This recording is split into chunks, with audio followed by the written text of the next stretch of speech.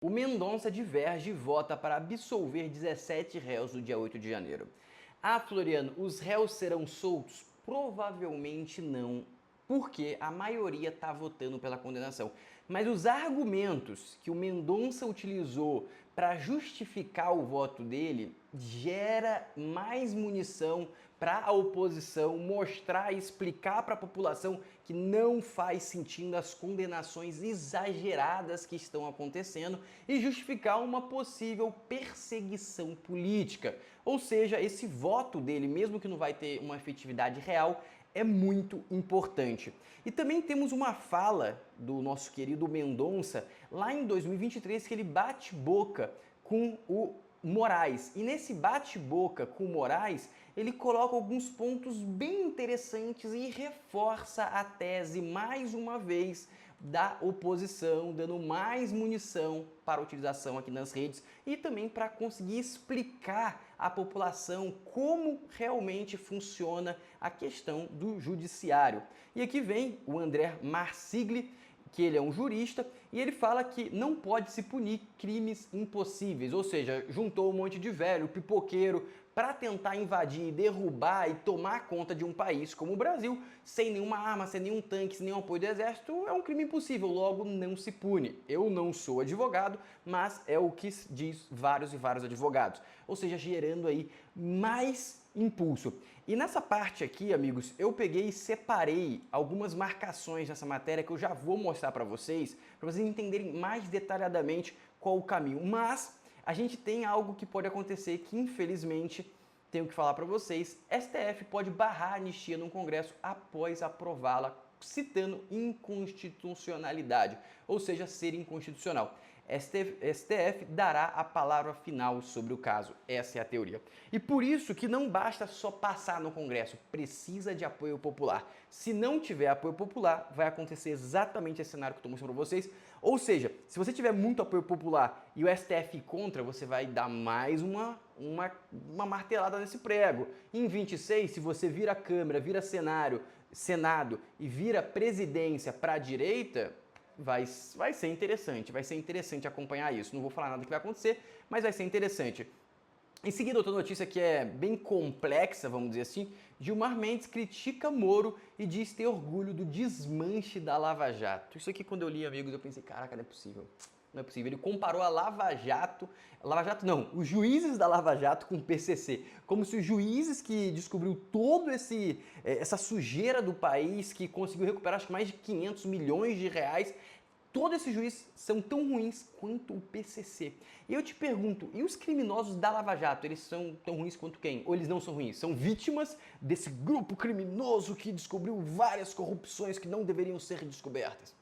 Em resposta a essa crítica do Gilmar Mendes, o Moro vai lá e diz: por que o Gilmar Mendes não explica a relação dele com a CBF? Interessante, né? Qual que é a relação do Gilmar Mendes com a CBF? Temos que lembrar que na época que o Ronaldo queria se candidatar, eu acho que parece, eu particularmente acredito que seria um bom presidente da CBF, ele não teve o apoio, pelo que parece, do Gilmar Mendes, mas ele teve que se reunir com o Gilmar Mendes. Mas por que o Gilmar Mendes tem tanta influência? Tem uma explicação para isso que eu já vou explicar, que está até aqui, ó. Tá essa matéria aqui, a explicação, que pode... Uma explicação não, mas que justifica um pouco essa influência e por que o Gilmar Mendes tem tanto interesse, assim, na CBF, tá? Dito isso, eu acho que é interessante vocês também verem isso aqui, ó. Basicamente, o Glauber lá, que está sendo deposto, ele tá lá fazendo um vídeo triste, eu vou mostrar um pouco esse vídeo para vocês, que é até engraçado, tá lá fazendo um vídeo triste querendo não ser deposto, porque ele agrediu outro parlamentar. Nem é deposto a parada, é protesto contra a cassação, ele não quer ser cassado e ele está fazendo esse protesto que é uma vergonha, uma vergonha. Eu vou mostrar para vocês esse trecho do vídeo que é bem peculiar, vamos dizer assim. Dito isso, gostaria também de mostrar para vocês isso aqui, ó. O governo perdeu a chance de privatizar os Correios e agora a conta pode ser paga pelos contribuintes. Mas não, cara, não vai. Não pode ir para o contribuinte. Eu corrigiria e colocaria vai para o contribuinte, porque a gente já começou a pagar essa conta e você também vai entender isso aqui.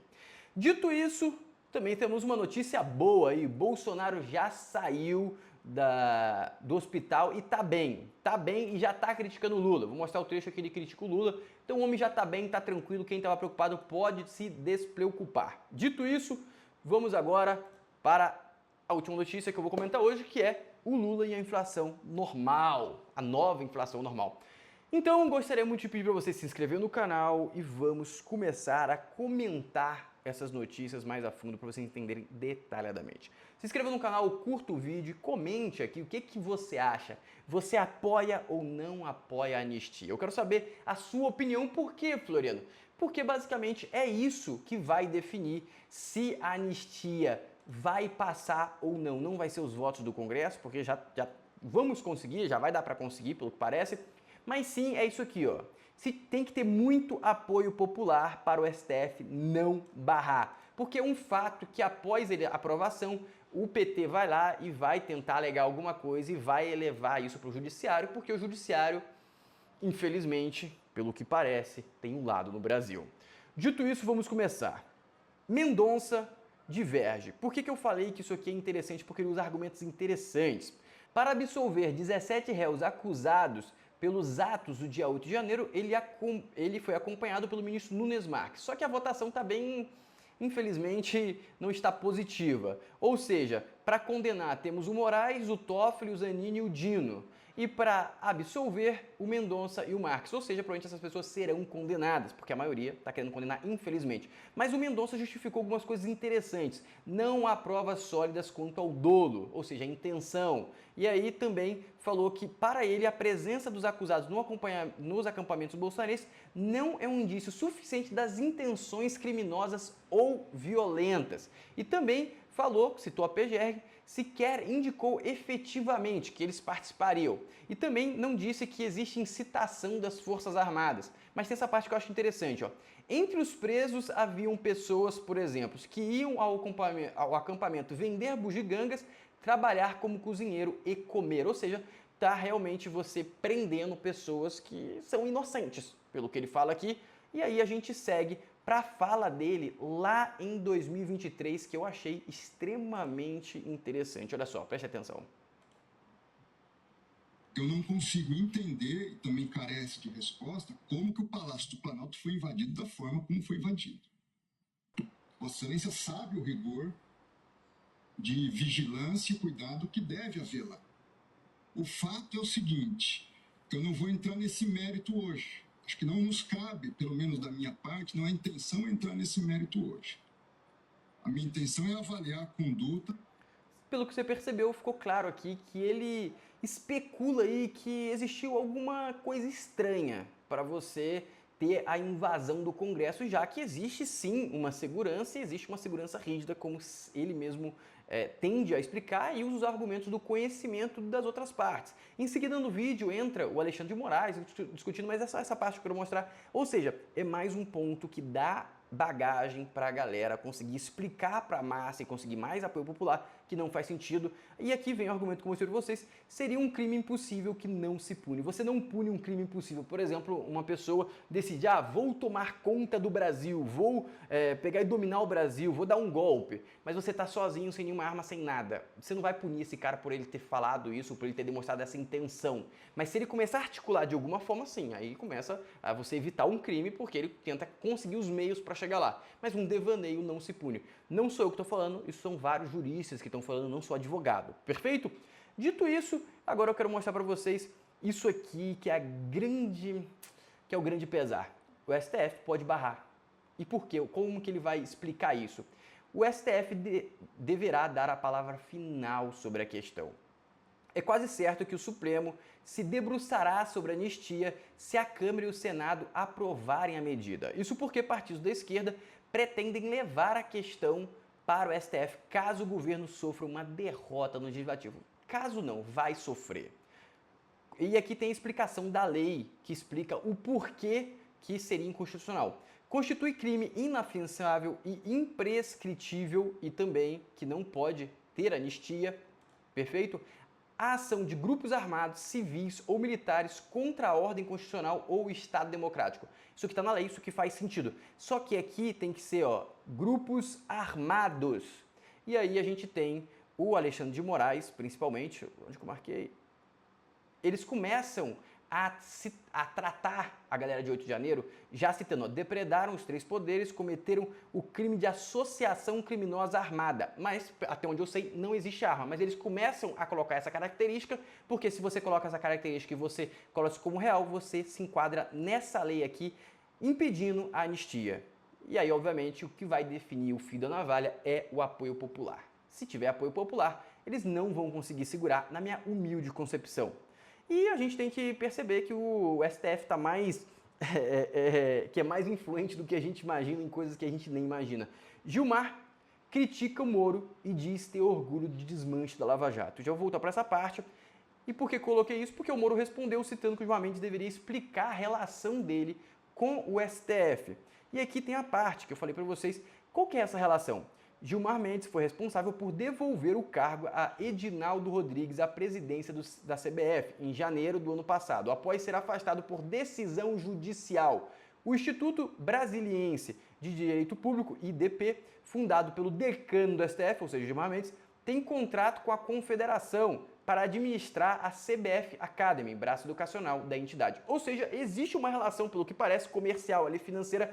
E aí pode ter influenciado, não estou falando que foi, mas aí vocês fazem a sua avaliação. E para você entender a influência do nosso querido Gilmar Mendes, Ronaldo articulou candidatura na SBF, Ronaldo fenômeno, Ronaldo jogador, Ronaldo que está inserido já no meio do futebol, tá? Que teoricamente, se você me perguntasse quem tem mais influência na CBF, Ronaldo ou Gilmar Mendes, você pensa, Ronaldo, porque pô, ele deve conhecer muita gente, ele foi um grande jogador. Mas pelo visto não. Em meio à crise dos bastidores de Edinaldo, porque o Edinaldo foi impugnado, tem vários boatos ali por trás, investigação, desvio, então não vou entrar nesse mérito, mas ele estava passando por turbulência e o Ronaldo pensou, posso virar presidente então. E aí o fenômeno encontra com o Gilmar Mendes. Mas como assim? Por que o cara que é do meio do futebol teve que encontrar com o cara do STF pra... O quê? Estranho, né? Mas o cenário foi desfavorável, falam que o Gilmar Mendes falou que o Edinaldo era ponta firme e não apoiou o nosso querido Ronaldo. Não falou que o Ronaldo seria um bom presidente, mas é um presidente que faria sentido, né? Um cara que veio do futebol, foi pro meio empresarial, provou ali uma certa gestão, e aí voltar como presidente não seria algo que, caramba, não faz mais sentido. Então é estranho a manutenção na real, o que é estranho é a manutenção desse cara que parece não ser tão bom lá, mas whatever. Dito isso, o Gilmar Mendes criticou e ficou orgulhoso pelo desmanche da Lava Jato. E qual que é o ponto peculiar? Fico muito orgulhoso de ter participado desse processo, são palavras do Gilmar Mendes, tá? Desse processo que chamou de desmanche da Lava Jato, porque era uma organização criminosa. O que eles organizaram em Curitiba, lamentavelmente, era uma organização criminosa. Agora eu te pergunto, se aquilo era uma organização criminosa e o cara que desviou nosso dinheiro, o que é? Aí é complicado, né, amigo? É complicado, não tem o que falar, simplesmente não tem o que falar, é isso aqui é o no Brasil, tá? E ele compara os juízes da Lava Jato, que descobriu a Lava Jato, que eu não vou falar que são santos nem nada, não. Ele compara ao PCC. Mas, tipo, se eles não têm um mérito, beleza, eles podem ser utilizados nos caminhos não tão constitucionais, mas não tem um mérito de ter recuperado 500 milhões de dólares, 2, 3 bilhões de reais, quer dizer, dólares não, reais. Não sei, tá? Esse Aldebrecht não era criminosa? Não tinha desvio na Petrobras? E agora eu te pergunto, agora me explica, indo por essa linha, tá? Agora me explica. O governo perdeu a chance de privatizar os Correios. Olha que interessante. A estatal registra prejuízo pelo 3º ano consecutivo. O último lucro ocorreu em 2021, 2,3 bilhões de reais, recorde histórico, sobre a gestão do Bolsonaro. Por que com Bolsonaro tem lucro e com Lula não tem lucro? O resultado negativo no ano passado foi de 3,2, ou seja, eles consumiram lucro mais prejuízo. Então deu 3,2 bilhões de reais. As perdas continuam esse ano, no primeiro trimestre foram 2,2 bilhões de reais e em janeiro apenas foram 424 milhões de reais. Aí eu te pergunto, será que não deveria ter investigação? Será que não existe uma segunda Lava Jato aí dentro? Não sei, não estou acusando, estou especulando aqui para vocês refletirem junto comigo. Ou seja, é lamentável essa situação, porque quem paga essa conta, quem paga esse pato, exatamente é a gente que paga esse pato. Entende? Isso que é muito triste na minha humilde concepção, é muito triste por causa disso. Enquanto isso, a gente tem esse show aqui, lamentável, que é da cassação aí do Glauber, esqueço o nome dele às vezes. Que é isso aqui, ó. Um vídeo totalmente forçado. Será que ele não sabe que ele está sendo filmado? Tem um cara na tua câmera, você está sozinho no Congresso com um colchão e uns livros de esquerda, provavelmente, e aí basicamente ele fica lá no celular e ele não tá vendo, ninguém tá filmando ele, é uma câmera secreta, uma câmera invisível. Ó, ele tá lá triste, ó, é só tristeza, ó, é só tristeza, coitado, ó. Aí também ele não tá sabendo que tá sendo filmado. Ninguém tá sabendo, ó, coitado. Alguém tem que avisar ele. Isso aí deve ser crime, né? Estão invadindo. Será que pediram direito de imagem pra ele? Aí tá lá só cenas tristes, tentando gerar uma comoção. Gera comoção? Não. Ele agrediu outro parlamentar, ele deve ser caçado, na minha humilde opinião. Dito isso, vamos para o outro ponto. E chegamos aqui com, exatamente, o homem está já bem e também está já criticando o Lula. Vou colocar essa parte que ele critica o Lula, que eu acho engraçado. Mas eu tenho esperança, resiliência, acreditar em Deus, acima de tudo, que a gente muda o destino desse país, ok? Obrigado a você. Valeu. Não sei qual que é a parte que ele criticou o Lula. Esperança, resiliência, no sentido do que acontece no dia com o país, porque esse cara aqui está lá, foi colocado, né? Critica o Lula ali, ó. Mas eu tenho esperança, resiliência. Então o Bolsonaro tá bem e seguimos o jogo. E para concluir aqui, chegamos ao ponto muito interessante, caros amigos. Olha que interessante, a inflação continua alta e subindo, e é essa aqui a realidade do governo Lula. A inflação de alimentos continua subindo, a reputação dele deve cair e isso deve mudar a trajetória completa de 26. Lula vai entregar o governo em frangalhos, possivelmente taxa de desemprego subindo e a gente vai virar a mão muito grande para a direita. Congresso vai ser de direita, Senado vai ser de direita e a presidência vai ser de direita. E isso pode ser uma das maiores revoluções e o maior crescimento que o Brasil já viu. Algo parecido com a Argentina, só que exponencial, porque a Argentina estava realmente no fundo do buraco. A gente está no meio do buraco. Então dá para sair de forma muito mais facilitada do que a Argentina. E a Argentina está conseguindo dar uma aula. E provavelmente a gente vai nesse sentido. E também a gente vai estar associado ali com uma conexão muito forte com o governo americano,